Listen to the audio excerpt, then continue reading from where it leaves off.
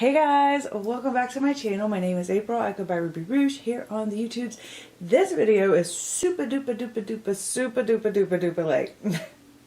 It's almost the end of March. I usually try to get this video out in January, but this is all of the makeup that I used up in last year. I don't even remember what last year was. It's been too long. So 2021. I've already got some stuff. I've already got the first category kind of laid out here. I know this isn't like super makeup-y, but I just, it's hard sometimes to make really clear categories for things like this. So anyways, I did want to point out some really quick notes. I thought this was really cool. So I am going to go ahead and tell you the total of today's video is going to add up to at least $413, give or take a few items. Once again, that all of this gets really kind of confusing sometimes, and it's hard to decide which price to use. Is it the price you paid or the retail price? I usually try to use the retail price. But anyways, so today's total is going to be $413. 2020 was actually only $392. 2019 was $443, and then 2018 was $985. So I went from working a full-time job out of the house for the year of 2018, and look at the difference. It's almost double the price, double the amount of makeup. So anyways, I just found that really interesting. But let's get started with this video. So the first category I have is, this is just kind of lip balms, lip prep, lip scrub. I do actually wear the Burt's Bees. The original formula, the very waxy kind of thick formula, is so perfect underneath makeup. So I do consider it part of my makeup routine. As well as the Sugar Plum Fairy lip scrub. I do like to use a lip scrub on occasion, prep my lips, get them ready for lipstick. And yeah, so these are the products that I use. Every single product sitting here was a good enough product. I bought this random chapette at a gas station in the middle of nowhere. But yes, everything here I would repurchase again. They were all really nice products. They all did their job. They all kept my lips moisturized, and I have no complaints with any of these. Moving on to nails. So I have a favorite. This is my Onyx Professional Nail Polish Remover. I find it a little bit hard to believe that I used all three of these last year, but they were all three in my empties. So I don't know if I've just found one and it was misplaced or what happened here, but I do find it hard to believe that I used all three of these. But this is my favorite. This is pretty much the only one I buy as long as it's available. It just works the best for me. It doesn't seem to like damage my nails or anything too bad. And it's like the only thing that gets off like some of these more stubborn polishes. And I don't know. It works well. And then we have 3 Seche Vite. Seche Vite's my go-to quick dry top coat. I just find that it's for the price, the availability, the usefulness of it, it's kind of the best one that I found. I don't have any issues with it. I know some people say that they get shrinkage and stuff. I don't really get that with Seche Vite, except for very occasionally. So I don't know. It's a favorite of mine. I would always recommend it.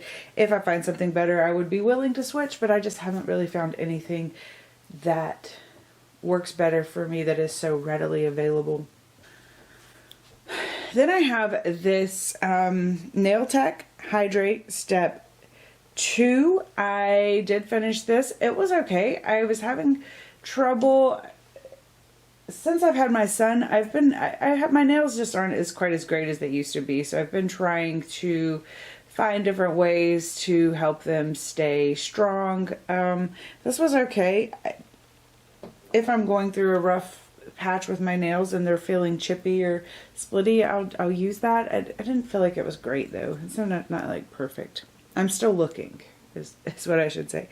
This is the Formula X Nail Top Coat. This actually could have been in with the Seche Vite because it is a lot. It was very similar to Seche Vite, but they don't sell that anymore.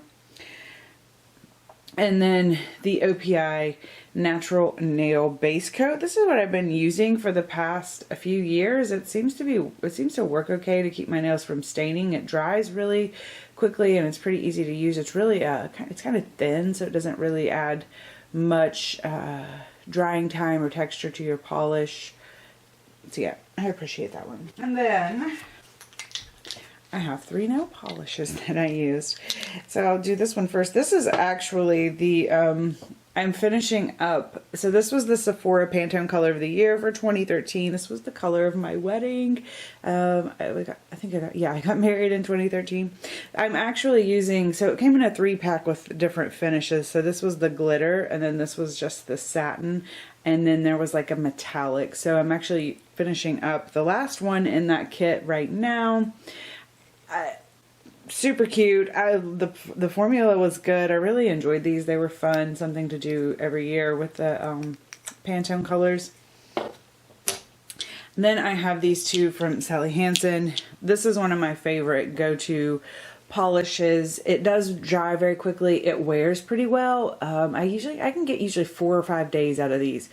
And for a quick dry polish, that's pretty amazing. I am one of those people, I hate to sit and wait for my nails to dry. I hate it. It is a big deal. It is a big deal for me. I know that for some people that's kind of the enjoyable part, but for me it is just not. Different strokes for different folks. I totally appreciate you guys too. But yeah, I can't stand it. But these 2 are Making Mauves, and this one is in Neutral, and I think these were both really good neutrals for me. This was more of like a mushroomy neutral, and this was a little bit more of like a warm, kind of a nude almost. Moving on to like prep type products, we have this Cover FX Illuminating Primer, this Lorac Behind the Scenes Primer. I don't know where it's at, but I'm missing a Makeup Forever mini about this size. I had that as a primer, and then the MAC Prep and Prime Fix Plus. I don't think that I would repurchase any of these at this point. I actually did repurchase another mini, or picked up another mini in a sample opportunity of the Makeup Forever primer. I do like that one. It's silicone free, and it does seem to help just mattify and make my pores look a little bit nicer, but I wouldn't buy a full size of that. It's just not a product. I don't use primers all that much, I think is what I'm trying to say here. I don't find them to be all that effective. Eye primers I don't think are all that effective. And then this illuminating primer, I think I managed to use this up, but I end up having to use it on my skin just because I do not need an illuminating primer, and it was just too much. I did already purchase the MAC Prep and Prime again. I don't know if I will after that. I only use the MAC Prep and Prime to foil shadows, and I've since found other ways to foil shadows that doesn't require so much moisture getting into the shadow. So I think I'm going to probably use what I have and probably not buy it again. I was looking on the website for MAC the other day, and this stuff was well, I was looking up the price of this. It was $30. Has this stuff always been $30, or did the price raise? I'm like, certainly I didn't pay $30 for this. I'm sure that I got it on discount, but okay, mascara. This is the Pretty Vulgar. All of these were good. Tarte Big Eco. I had a good mascara year last year, which was exciting. I appreciate that. Pretty Vulgar and Milk Kush. Out of all of these, I did repurchase the Milk Kush because I felt like it had the added benefit of actually helping my eyelashes to grow. I don't know if I ever checked that out, if that was like a real thing or if I was just making that up in my head.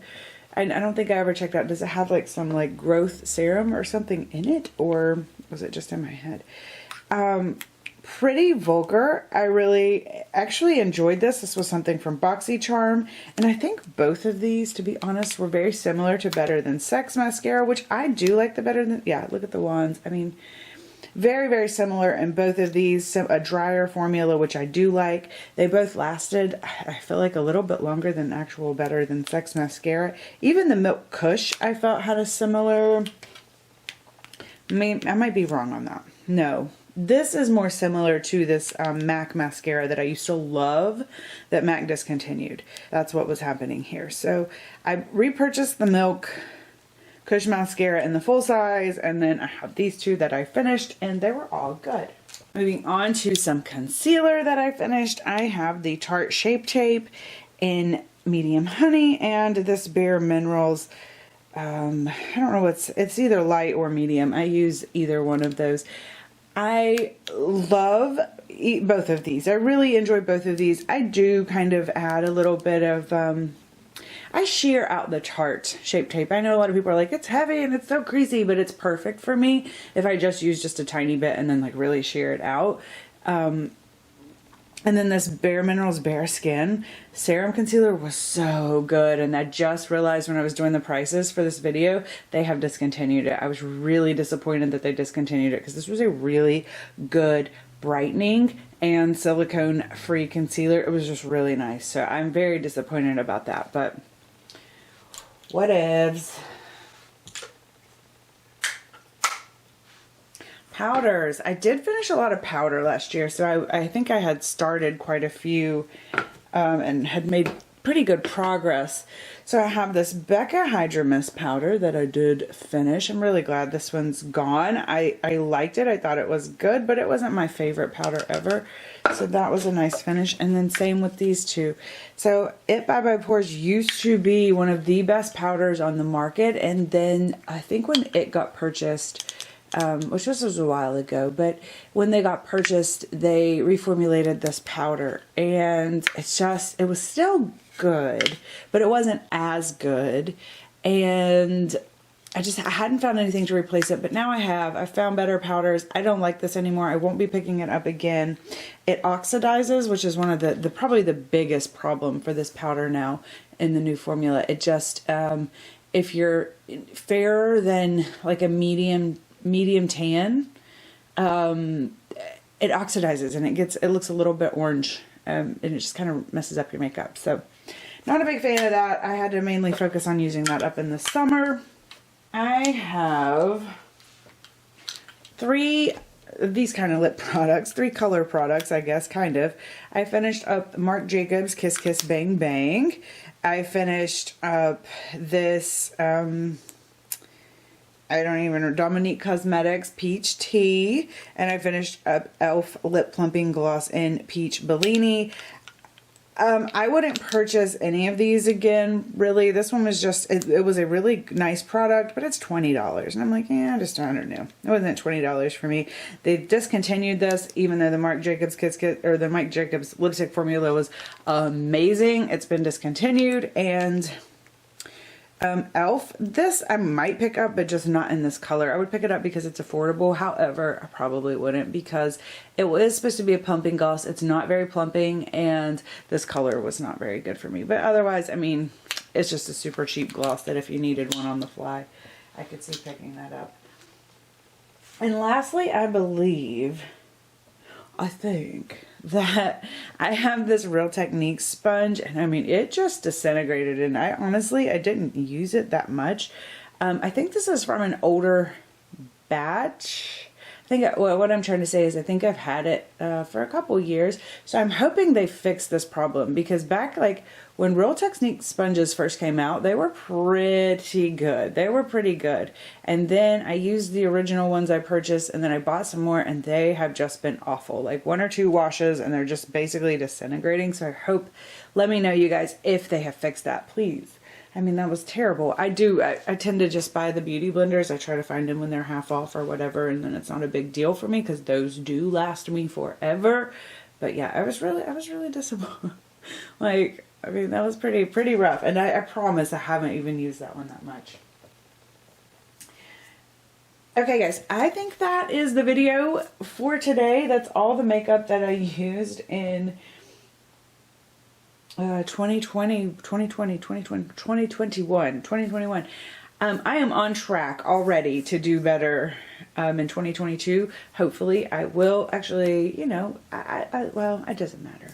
It kind of doesn't matter. I like using what I have. I like enjoying what I have. And as long as I'm doing that, that's the fun part for me. And yeah, so thank you so much for stopping by and checking out all of the makeup. And I'll see you again soon. Bye!